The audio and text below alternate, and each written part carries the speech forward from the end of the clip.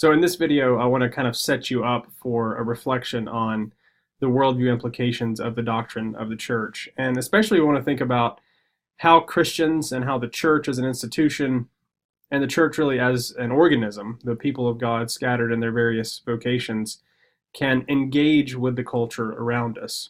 So what does it mean to be salt and light, for instance, in our culture? I think this is an important category to have in place as we begin to think about this.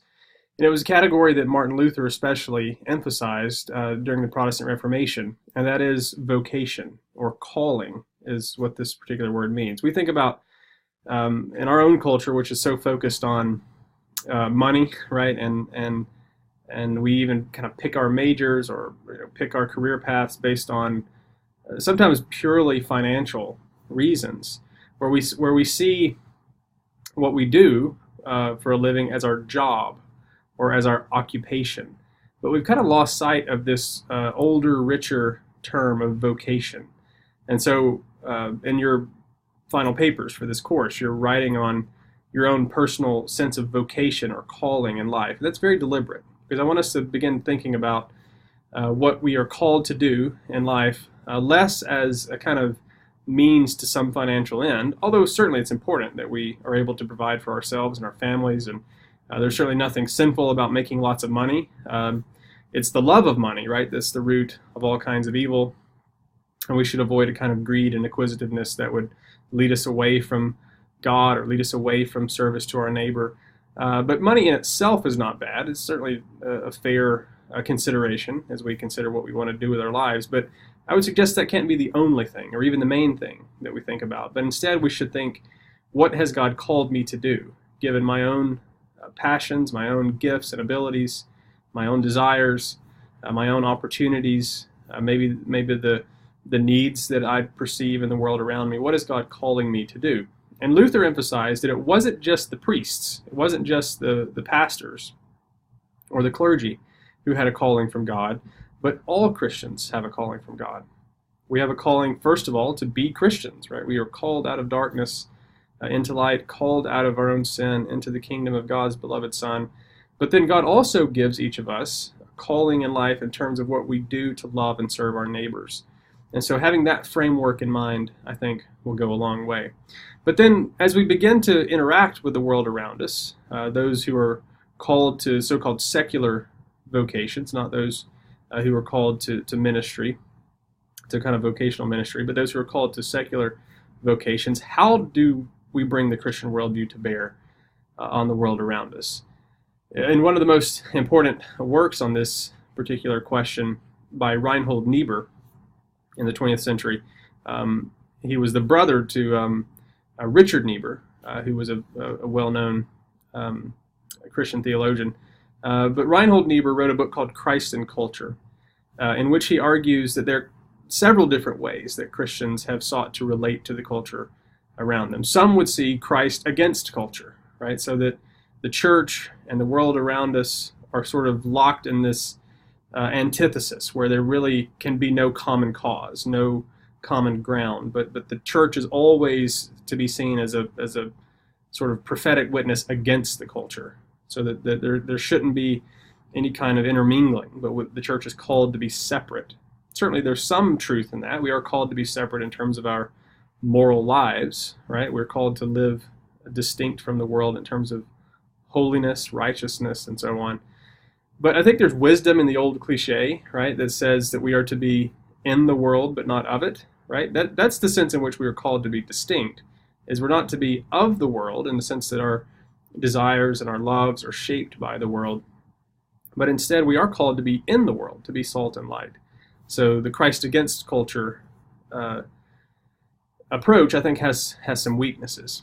Others would suggest what Niebuhr calls the Christ of culture, which is kind of the opposite, right? It's kind of this idea that there should be a Christian culture, right, where Christ and culture become essentially one. And we see that in the Christian West after Constantine, where there's a kind of blending, a mixing of church and state, of the Christian church and the society around the church. And so that too has its own weaknesses, right? It brings with it its own set of temptations.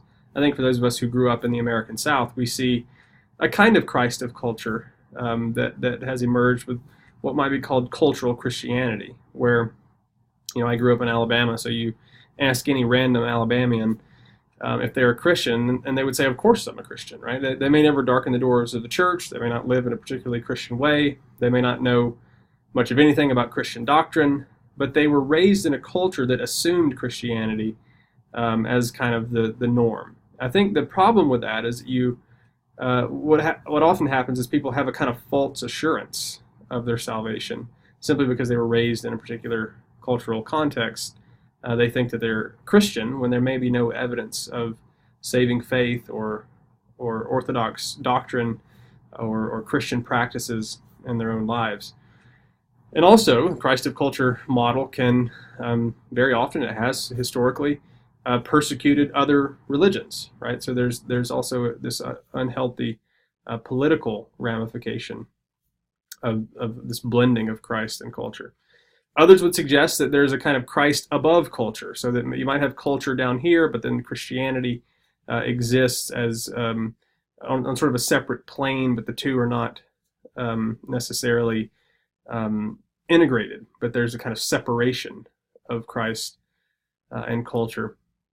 Others would suggest, Niebuhr says, Christ and culture in paradox. So there's this tension that exists in every Christian life, because we're sort of living in two kingdoms, the way that Martin Luther puts it, a kind of two kingdoms theology, where we exist in the kingdom of God and the church, but we also exist in the common kingdom around us, the sort of world of politics and art and culture, and those things are sort of existing not in a fully integrated way, but kind of existing in paradox. And then finally, Niebuhr suggests that there is an approach of Christ transforming culture. That it's the church's task to bring the Christian worldview to bear on society and seek to transform the structures of society. I think there's probably some truth in this last pair, both of this last pair of approaches, that there is a sense in which Christ and culture stand in paradox, and that, for instance, the way that God governs the church is not necessarily the way that God governs society, right? In the church, forgiveness is to be extended, but in culture, in the broader culture and society, there are laws that when they're broken, people need to pay the penalty for what they've done. They need to be punished through the criminal justice system and so on. And so there is this paradox. So imagine you're a Christian judge, right? And maybe someone in your own church is brought before the court and is convicted of crime. That Christian judge has an obligation, in virtue of his duties as a judge, to exact a punishment on the offender. But perhaps in his role as a fellow churchman of the criminal, he may be involved in reconciliation and forgiveness and so on. And so that just shows that there is this paradox. But at the same time, I do think there's some merit in seeing the Christian faith bearing witness to justice and righteousness in the broader society. Certainly Christians would wish that we live in a more just and humane society. So there may be particular causes that we want to advocate for, especially, as evangelical Christians, we often think about the abortion issue, which is so pressing for so many of us who see this as a great moral evil. And we would certainly wish that laws could be changed, that hearts and minds could be changed on this issue. And so we could wish for a transformation in the culture and seek to work for that kind of transformation. The trick becomes, we don't want to impose Christianity on society by coercion. So there is a rightful place for seeing church and state as separate but legitimate spheres.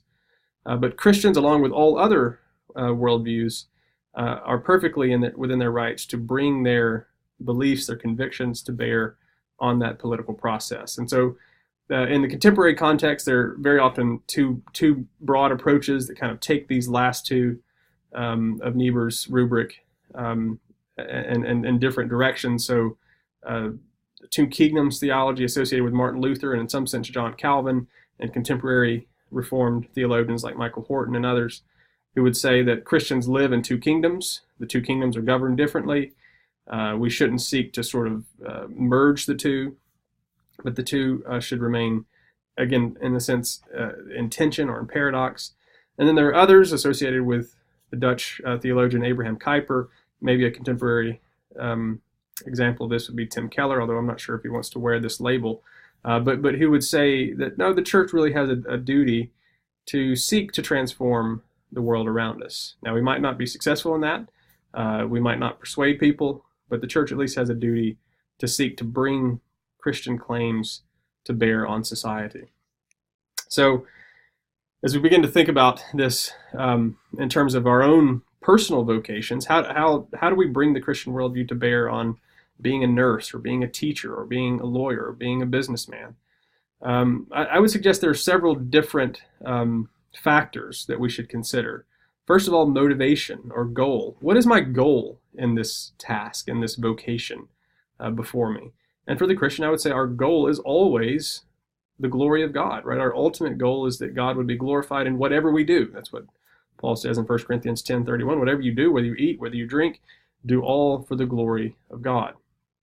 So what we do in our vocation may look very similar to what, say, an unbeliever or a Muslim believer might do in that particular vocation. So maybe our Christian faith as a doctor doesn't change the way we do our medicine, right? Practice our medicine.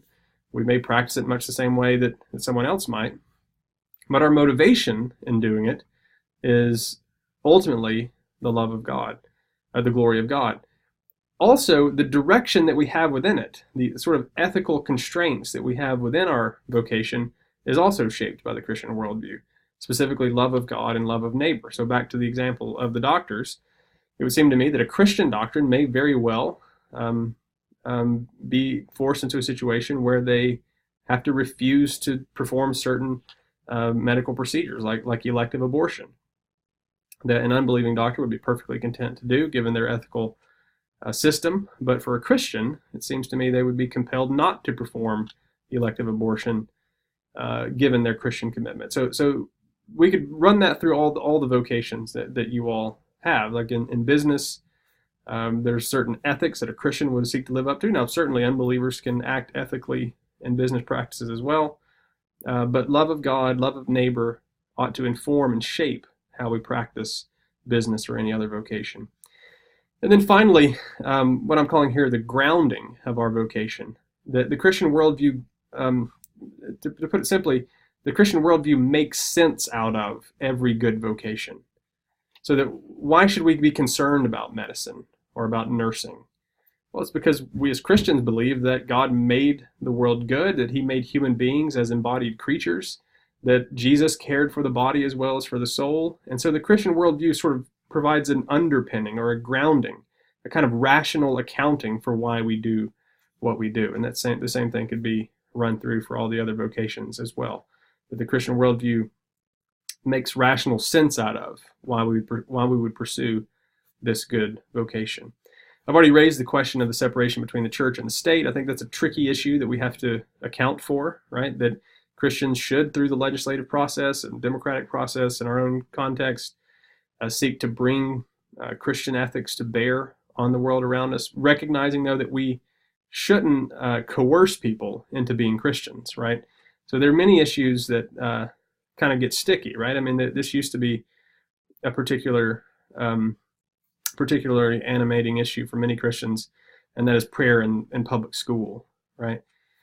It's sort of seen as a test of our Christian faithfulness, and the fact that prayer was prohibited in public schools was seen as a kind of moral diminution or a regress in the culture.